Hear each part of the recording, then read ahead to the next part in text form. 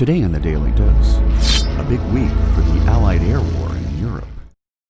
When military aviation came of age during the interwar years between World War I and World War II, a group of air war leaders and strategists known as the Bomber Mafia developed bombardment tactics and aircraft that would forever change the face of warfare. Before any planned considerations for an invasion of northern France could be considered, the Luftwaffe, or German Air Force, had to be destroyed, both in the air and on the ground. All parties agreed that Operation Overlord, as the D-Day invasion had been codenamed, would suffer an egregious loss of life should the Luftwaffe maintain its ability to strafe Allied combatants as they made their way ashore. As a result, Allied air war leaders stuck it to the Nazis during Operation Argument, or what has commonly become known as Big Week.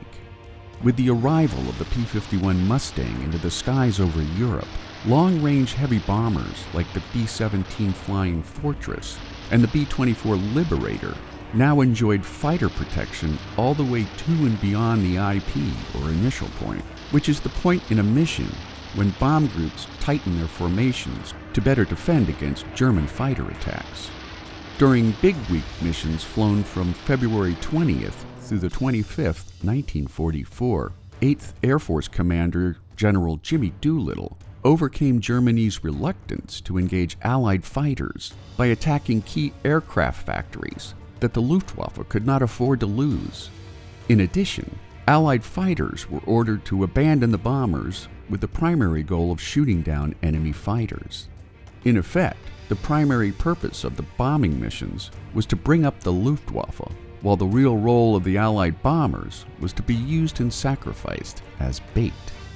During Big Week, the Americans flew missions against airframe and assembly plants over numerous German cities, including Regensburg, Schweinfurt, and Steyr, dropping roughly 10,000 tons of bombs. The 8th Air Force, flying out of England, delivered 3,000 sorties at a loss of 97 Fortresses and 40 Liberators, with another 20 heavy bombers scrapped due to damage. Each downed aircraft would cost the Allies 10 to 11 men.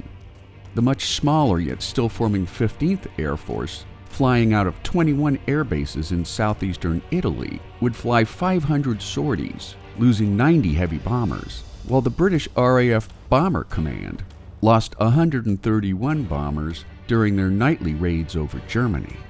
While the number of U.S. aircrew kills on German fighters is most likely wildly exaggerated in the heat of battle, nearly 500 reported kills, Big Week was considered a significant contributor to the Allies' official pronouncement of air superiority over the Luftwaffe in March of 1944.